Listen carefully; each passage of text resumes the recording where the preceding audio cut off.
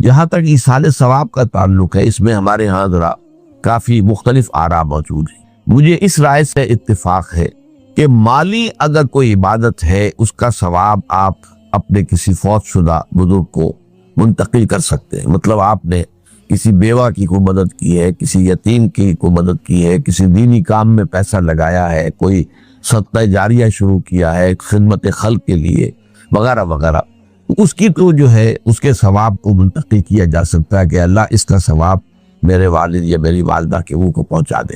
جسمانی نہیں، آپ نماز پڑھ کے کہیں اس کا ثواب، یا روزہ رکھ کر کہیں کہ اس کا ثواب، یا یہ کہ آپ قرآن پڑھ کر کہیں یہ آپ ہی کو ثواب ہوگا، آپ خود پڑھیں گے آپ تو ثواب ہوگا۔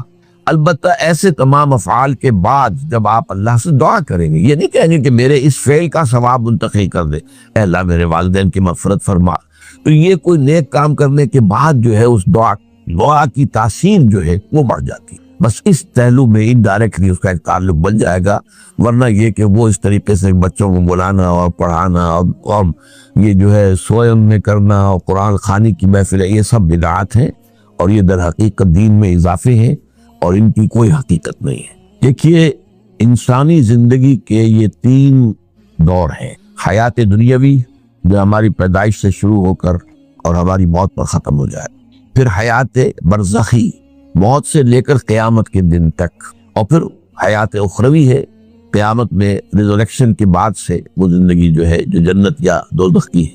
اس میں ان دونوں زندگیوں کے بارے میں تفصیل سے کوئی بات کرنا بالکل غلط ہے اور اس سے فتنے پیدا ہوتے ہیں۔ ظاہر بات ہے کہ قبر، جسم تو قبر میں رہتا ہے، اس میں تو کوئی شک ہی نہیں۔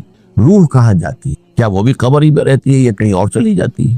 قرآن مجید میں سجین اور اعلیٰ علیین کا ذکر موجود ہے، لیکن یہ تمام چیزیں متشابہات میں سے ہیں۔ یہ تمام چیزیں قرآن مجید میں سورہ آل عمران کے شروع میں بیان کیا گیا ہے کہ ہم نے یہ کتاب اتاری ہے، اس میں کچھ آیات محکمات ہیں، کچھ متشابہات ہیں۔ وہ متشابہات کا ایگزیکٹ مفہوم جاننا اس وقت ہمارے لیے ممکن نہیں ہے۔ یہ تو جب اس عالم میں ہم پہنچیں گے تو معلوم ہوگا کہ ہاں یہ بات تھی کہ جو قرآن مجید میں اس طور سے کہی گئی تھی۔ لیکن یہ کہ اس وقت جو ہے جتنا کچھ ہمیں حدیث صحیح میں مل جائے یا قرآن میں مل جائے، اس عالم برزخ میں بھی یہ تو ہوتا ہے کہ جو نیک لوگ ہیں انہیں کچھ نہ کچھ جو ہے اثرات اچھے ان پر پڑتے رہتے ہیں، ان کی ارواح پر کہہ لیجئے، اور کچھ جو برے ہیں ان کے اوپر جو آخری انجام ہونا ہے اس کی کچھ ریفلیکشن ہوتی رہتی ہے، جس کو حدیث میں کہا گیا ہے کہ ہر قبر جو ہے وہ یا تو جنت کے باغیچوں میں سے ایک باغیچہ ہے یا دوزخ کے گڑھوں میں سے ایک گڑھا ہے، یا کہیں کہہ دیا جاتا ہے کہ کھڑکی کھول دی جاتی ہے اس میں، یا جنت کی طرف سے ٹھنڈی ہوائیں آئیں، خوشبوئیں آئیں،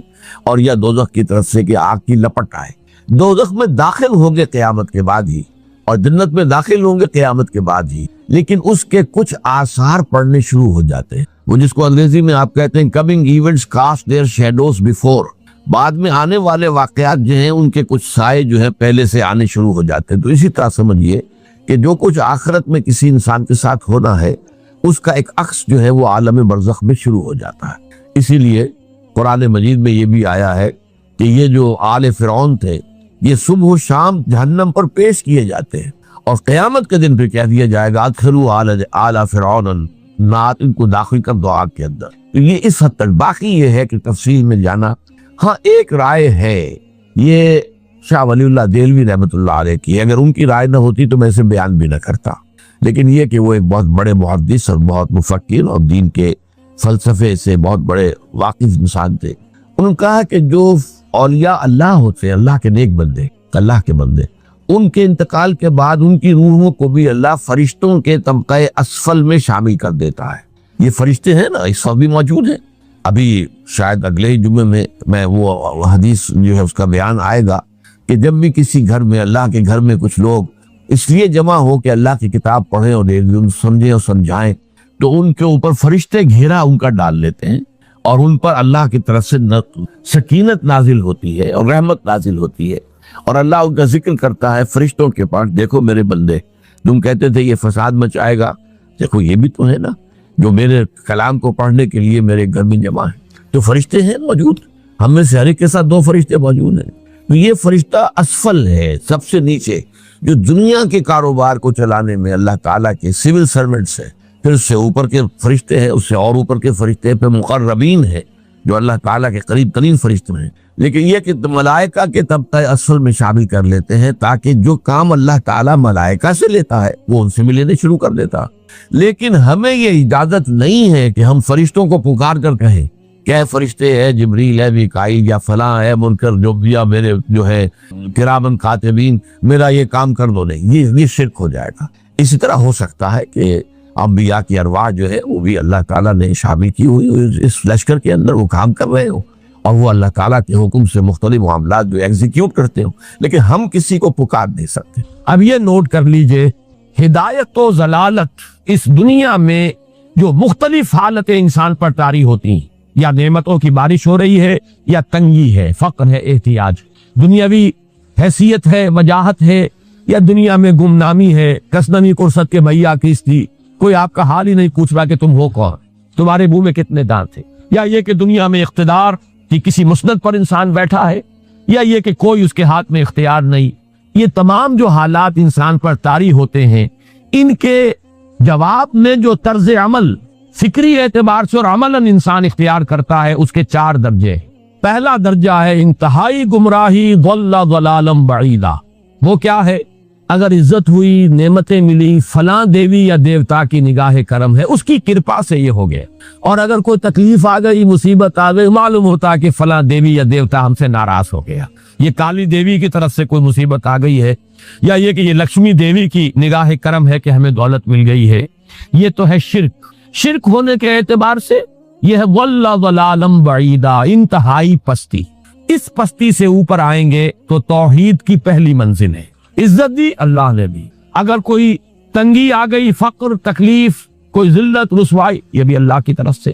ایک اعتبار سے تو انسان ہدایت پر آ گیا. بڑی گہرائی تھی اس گندگی کی اور اس خباثت کی جو شرک جس کا نام ہے، اس سے انسان نکل آیا، نجاست سے.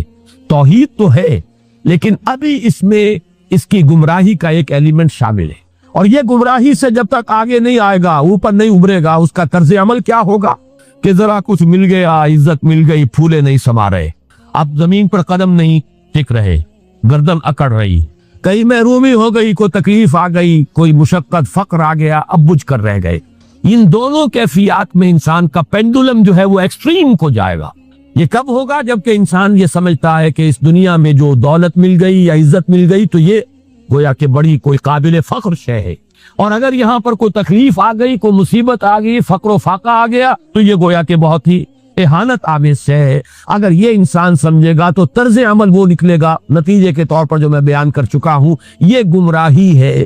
اس گمراہی سے نکلیں گے تو آپ کس مقام پر آئے؟ دوسری منزل ہدایت کی کیا ہے؟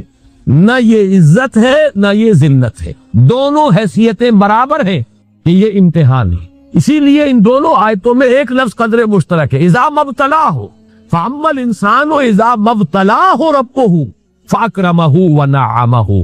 یہ نہیں ایک ابتلا ہے، آزما رہا ہے اللہ، کبھی وہ دے کر آزماتا ہے، کبھی چھین کر آزماتا ہے، کبھی فقر و فاقہ سے آزماتا ہے، کبھی وہ کثرت دولت اور کثرت مال سے آزماتا ہے، کبھی وہ صحت دے کر آزماتا ہے کہ یہ قوت اور توانائی اور صحت جو میں نے دی ہے یہ اس میں کیا کرتا ہے، کبھی وہ مرض کے ذریعے سے آزماتا ہے کہ صبر کرتا ہے کہ نہیں کرتا. ہمارے لیے شکوہ اور شکایت تو اس کی زبان پر نہیں آ جاتی، نالا و شیول تو نہیں آ جاتا، تکلیف جھیلتا ہے کہ نہیں جھیلتا، اس میں تحمل ہے کہ نہیں ہے، تو صبر کرتا ہے یا شکر کرتا ہے.